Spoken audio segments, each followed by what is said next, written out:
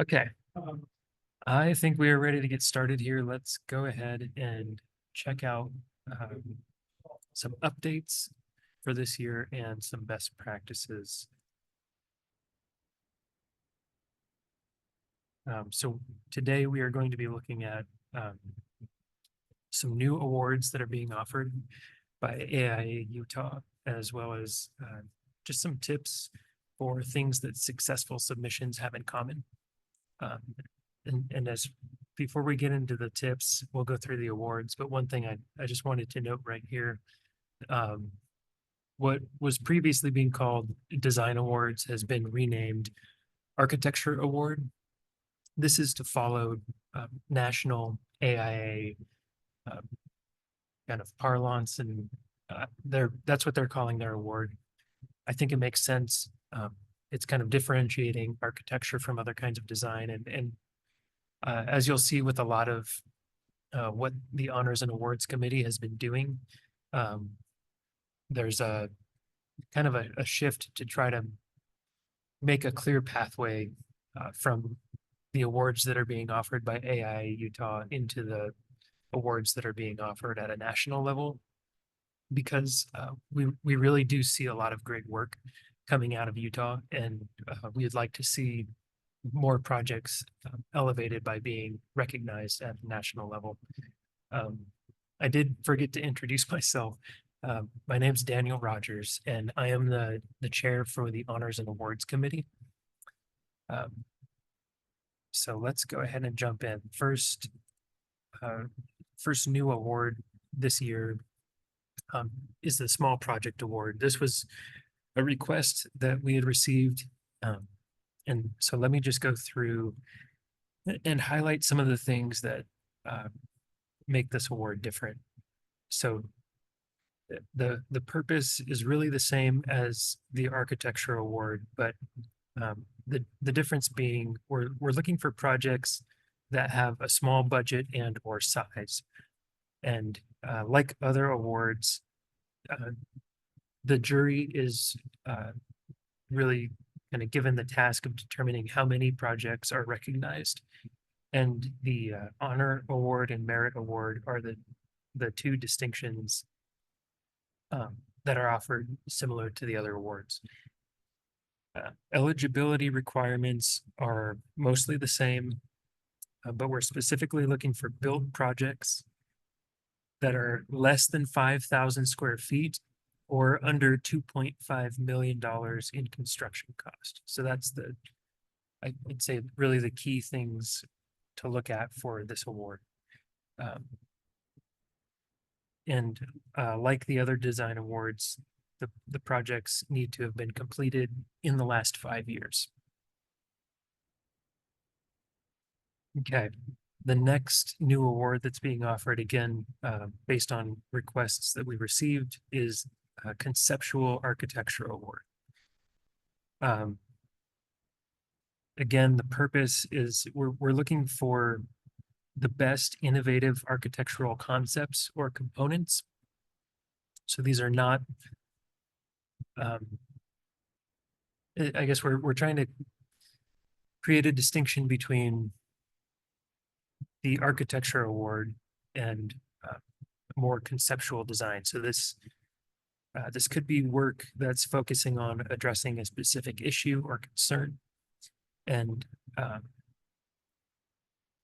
this talks about, kind of removing the constraints that architecture often has to deal with in order to, look at ideas that are, or concepts that are more inspirational and future thinking to try to move the profession and architectural design forward.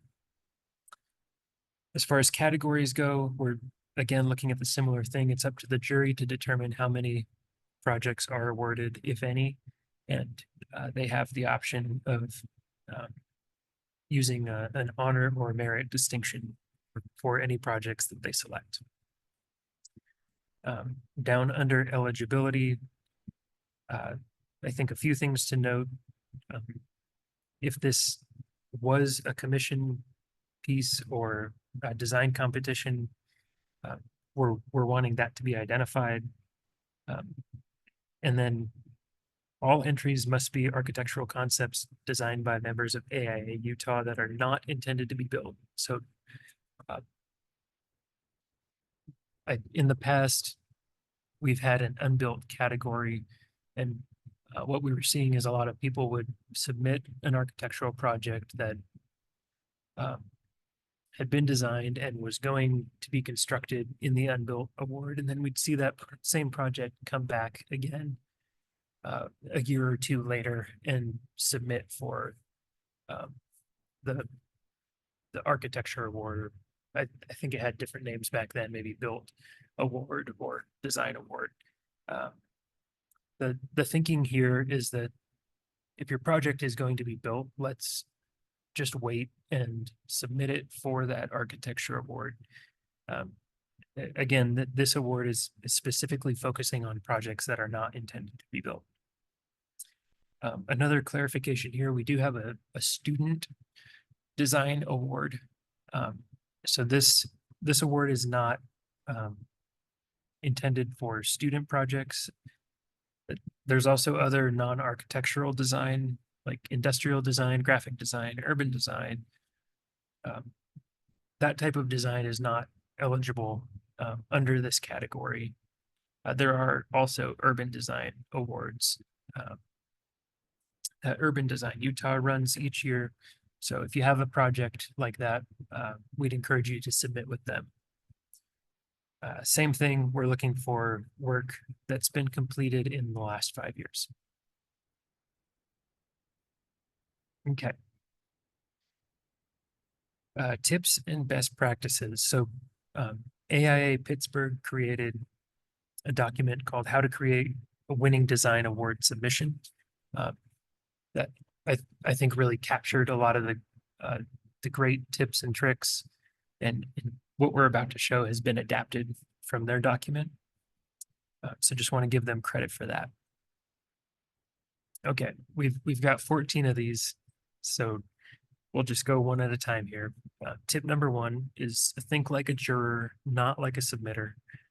So I think an important thing to know as you're creating a submission is that juries will often, they'll get a whole batch of projects, and the process usually looks like each juror going through every project, kind of rapid fire, and taking that first pass through the submissions just to try to see if they can, elevate or eliminate any of those, like right off the bat.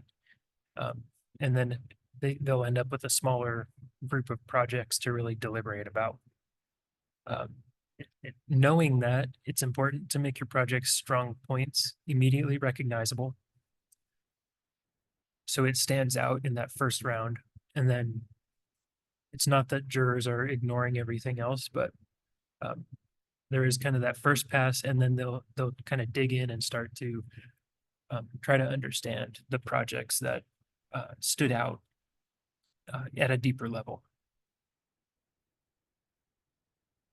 Okay, number 2, there's no substitute for good design. I guess the encouragement here is really just to pick your best work for submission. And thinking through the question, why did you select a specific project out of all the projects that you've done in the last 5 years will help you to start to highlight the things that really make that a standout project. Tip 3 is tell a clear, compelling story. Start strong and end strong. I think jurors are really looking for submissions to help them understand, where this project came from, what was the need, or the problem that the design solution was created to solve. And then as you explain that, then the rest of that compelling story is helping the jury understand how the project successfully met that need or solved that problem. And then just a note, if you're submitting on a renovation, just be clear which parts were renovated and which were not.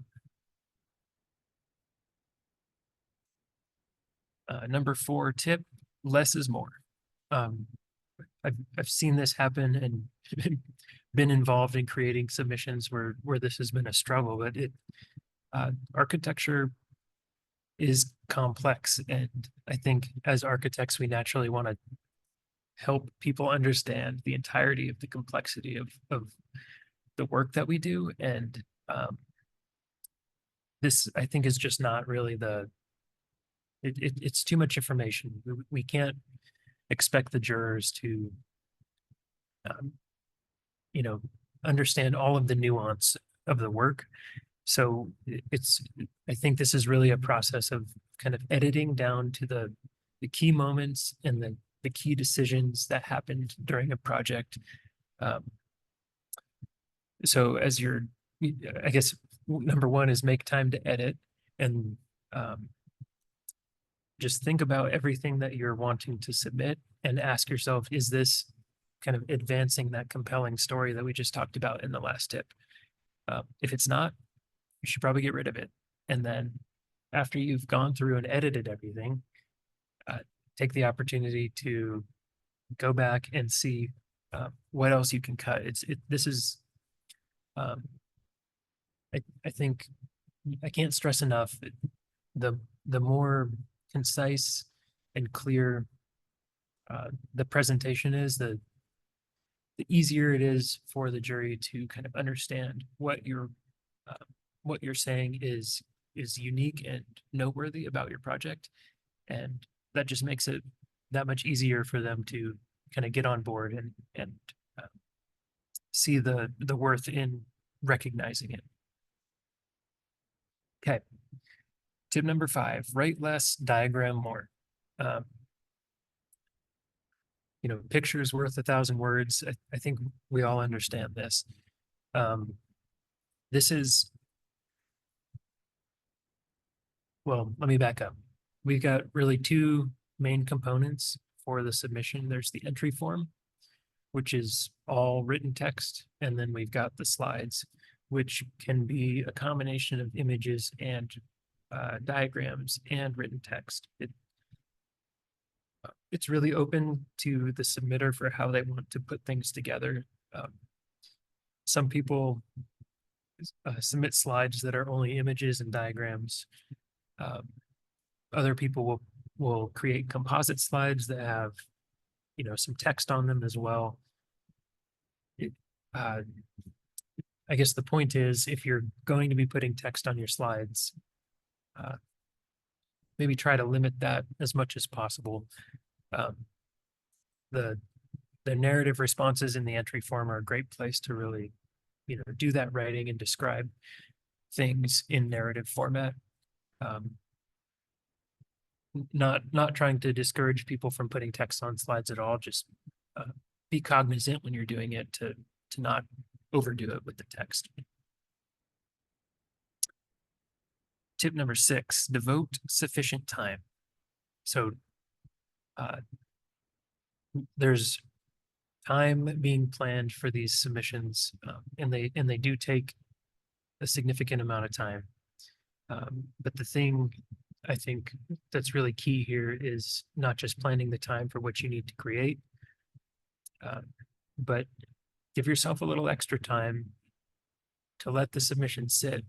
Maybe you come back and revisit it with a fresh eye, plan in some time to bring in other people who are kind of cold to this whole submission that you're creating, and they'll be able to give some constructive feedback. Again, this is related to editing and just making sure that you're being able to tell that clear and concise and compelling story. Right on the heels of that, tip number 7, use at least one third-party reviewer. This is somebody who I think ideally maybe doesn't know much, if anything, about the project, because we have this kind of, familiarity trap where our minds fill in gaps in information. So bringing in somebody cold, they'll be looking at this more like the jury will be, who, they don't know anything about the project and they can really speak to whether or not everything that you've created for this submission is kind of telling that story. Is anything missing? Is there, anything where you're just kind of giving too much information and it's not it's not kind of advancing that story. Okay. Tip number 8, let's pay attention to the submission criteria. So this maybe goes without saying, but I've seen it before where the jury takes a look at something and it just doesn't meet the criteria that were a part of the award submission, and they say, well, we really just kind of have to disqualify this because they didn't provide what was asked for. It's I don't know. It's a bummer when that happens because like I said, people spend a lot of time. So just make sure that you're keeping an eye on what's required. And yeah, then everything will go well and you'll be able to kind of get your time in front of the jury that is deserved from all the effort that you put in. Number 9, engage members of the project design team as a resource. Again, this is, maybe goes without saying, but the people who are working on this are not always the people who are creating submissions. I think this is maybe especially for larger firms, but make sure we're getting those people involved because they're the ones who really understand, where things came from, how decisions were made. Again, this is about design responding to needs and problems, and the people who understood that, did all of that work are the best ones to really communicate how that happened and help to put together that compelling story. Number 10, provide high quality photography and or imagery. Like it says, don't cut corners here. It's the quality of images. I think, we're looking at magazines, we're looking at media online. There's just, I think we've kind of been conditioned to a pretty high standard for architectural images. And this is not saying that you need to go out and spend a ton of money buying new camera equipment or anything like that. But, like this tip is saying, it's making sure that you have people who know how to use the equipment and just, I guess, get the best images that you can with the equipment that you have. But just know, there's a pretty high bar for kind of what people are used to seeing. So yeah, do the best you can with this. Number 11, share the credit. So the entry form kind of gets into detail, asking everyone who's been involved in the project to kind of be named and recognized. This is again following national AIA approach. I think it's a good thing, right? We want to be recognizing the people who are doing this work, but it's also an opportunity to, have conversations with staff in your office or consulting engineers, just letting them know that you appreciate their work, that they're doing a great job.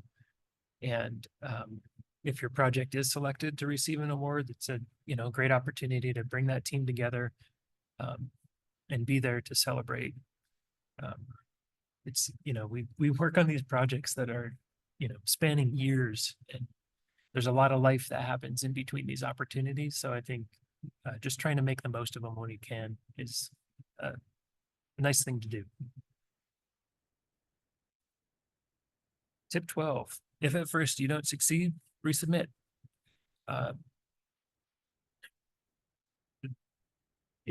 It's a bummer to submit something and not be recognized. I've been in that position. I understand how that feels. I think the key is being able to kind of, take a moment to experience that and then say, okay, we thought this was a good project. Not being selected for an award maybe doesn't mean that it's not a good project. Maybe it means that we have an opportunity now to look at the submission that we created and evaluate, did we actually tell the story that we wanted to tell? Did we edit it enough? Did we show the right diagrams? Did we show the right images? There could be opportunities here to really kind of step up your game and improve the submission that you created. It's also worth noting that juries change every year, and I think each jury kind of has a personality of its own and kind of specific portions of submissions, key criteria that they're looking for that are not communicated to us. It's just kind of how things develop as they're going through this process. That's not something we can control, but just knowing that, if you come back the next year with an improved, revised submission, the jury is going to look at it in a slightly different way. So, yeah, don't be too discouraged if it doesn't work the first time, and you think it's a really great project that's noteworthy, and yeah, just give it another go. So number 13, implement framework for design excellence. So this is something that we've been trying to work into the submission form over the last few years. AIA Utah, I'm just going to read this statement, adopted the framework for design excellence as a set of guidelines and requirements to assess project performance. To align with national AIA awards criteria and help facilitate AIA Utah members' ability to submit noteworthy projects for national awards, framework for design excellence prompts have been incorporated into our entry form.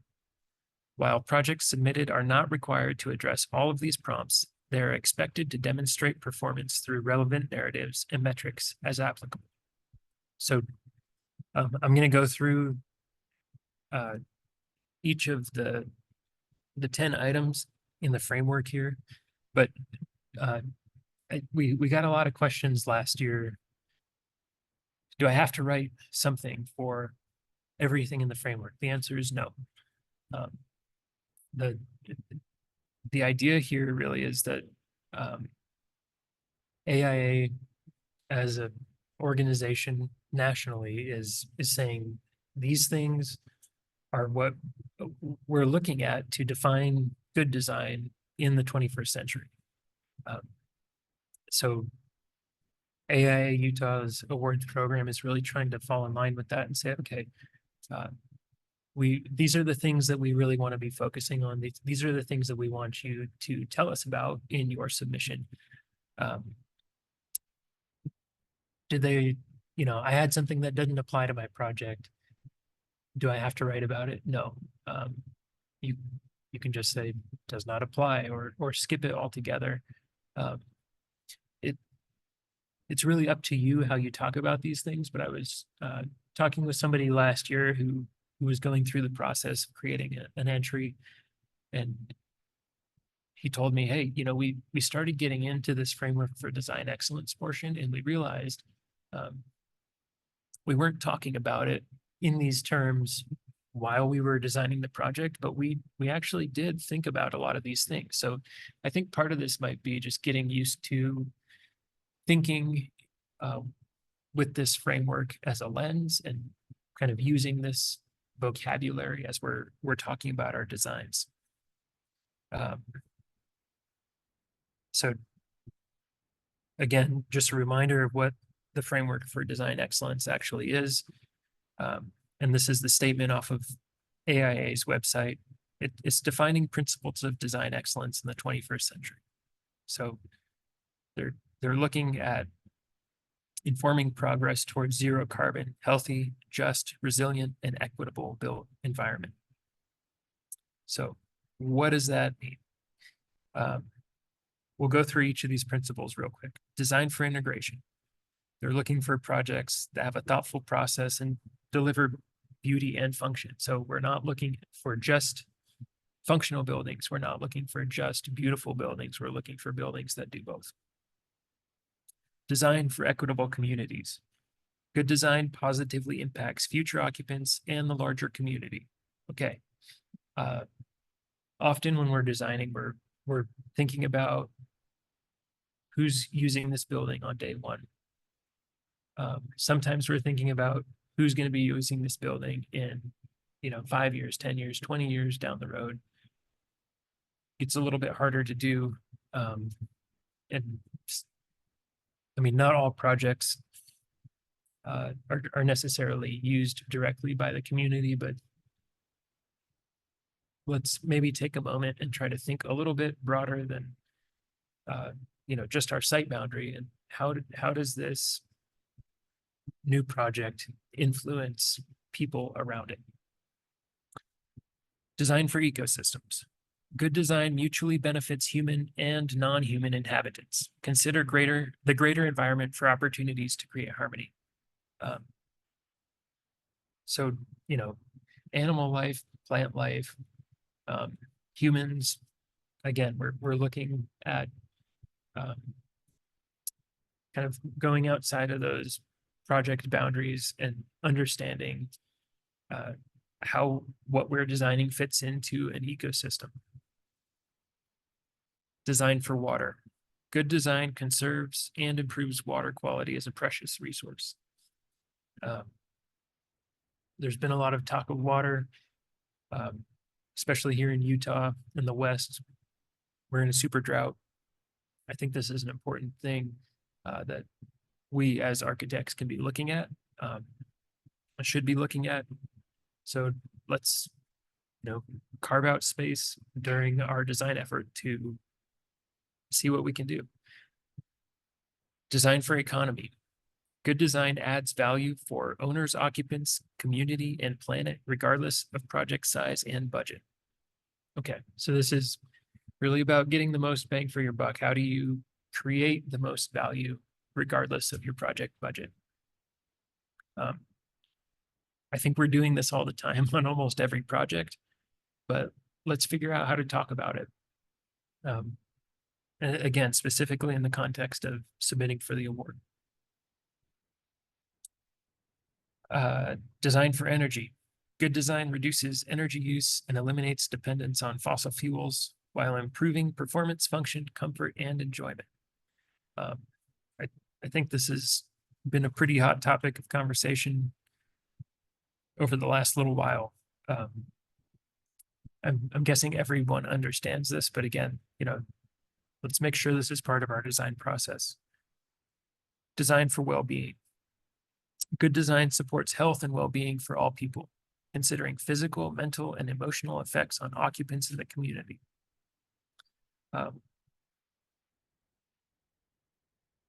Again, I think oftentimes if we're talking about this, we're mostly talking about this for building occupants, but this is again challenging us to kind of go outside those project boundaries and say, okay, how am I impacting the community around me, the well-being of the community around me? Are there things that we can do to kind of raise that level of wellness for people who may not be direct occupants of the projects that we're designing? Design for resources. Good design utilizes informed material selection, balancing priorities to achieve durable, safe, and healthy projects with an equitable supply. Um, there's a lot that can go into this. Durable, safe, and healthy projects, I think, is something that a lot of people are probably thinking about during the design process. The equitable supply part of this, I think, is something that's kind of coming into the conversation now. And as architects, again, let's be asking the people who are supplying the materials to help give us information about that so we can understand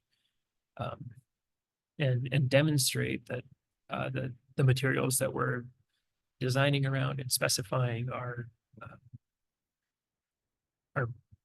really doing good all the way along the supply chain. Design for change. Good design is resilient and adaptable, seeks to enhance usability, functionality, and value over time. I would say that this is probably one that is not a new idea, but again, let's make sure that we're making space to talk about this. Design for discovery. Good design applies lessons learned from previous projects to refine the design process. I think some people are doing this. I don't know how many exactly, but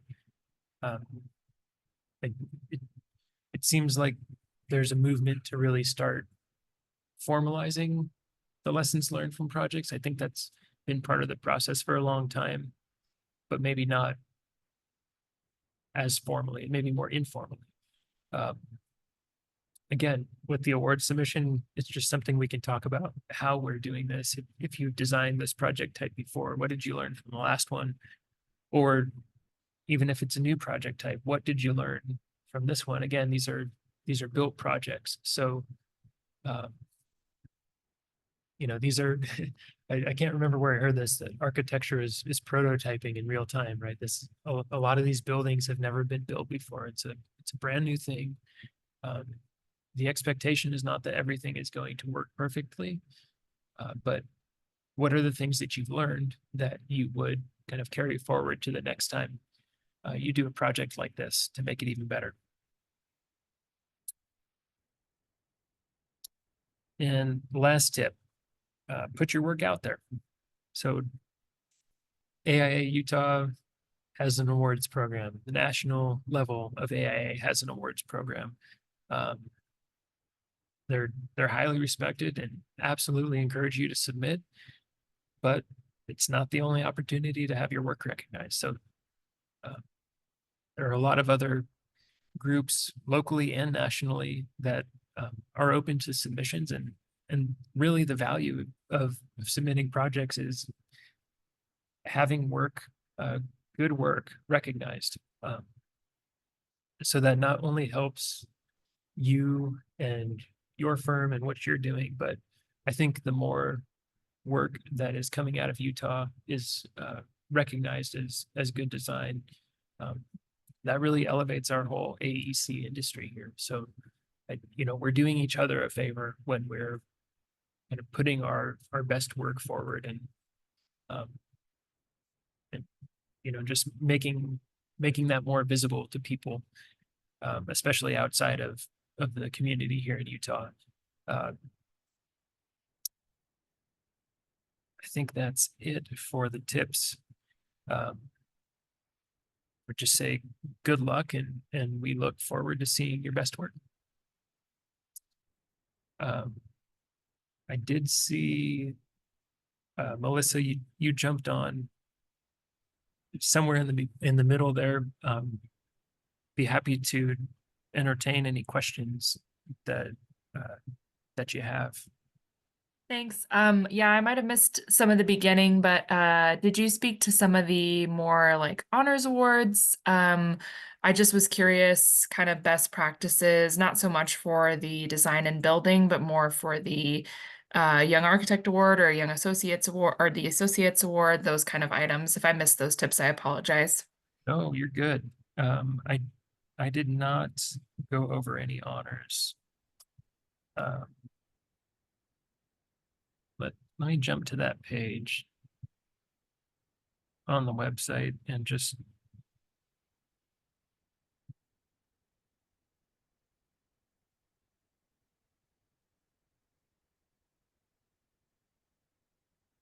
okay.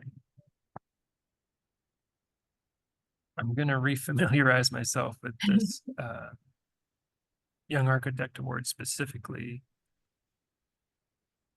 So we're looking for a nomination statement. Succinctly highlight the nominees' contributions and impacts.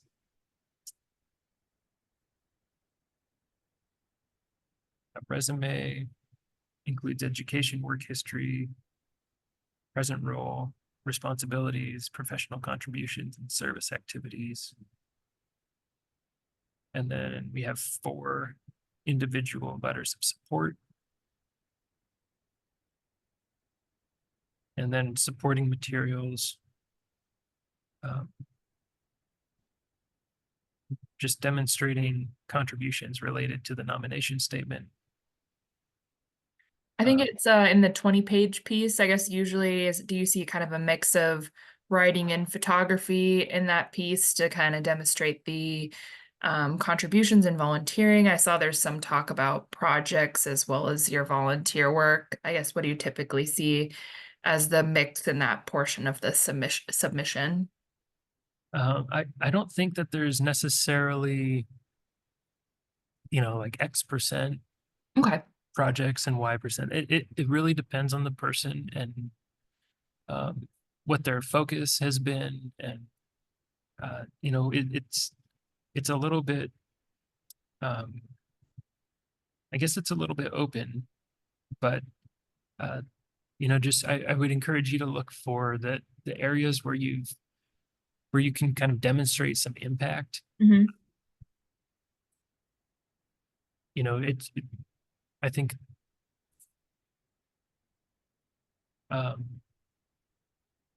there are obviously a lot of people in our community who are doing like really great work. I think the differentiators here are probably more in the realm of, how have you been able to kind of expand your ripple effect, if you will, beyond just, doing great work on the projects that you've done or the things that you've been involved with, but how have those kind of gone outside of yourself and had an impact on people around you, or elevated the community in some way, does that make sense? Sure. Yep. That makes sense. Thanks. Yeah.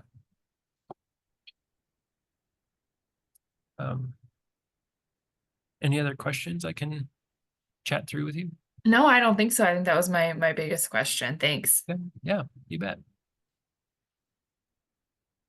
All right. Well, I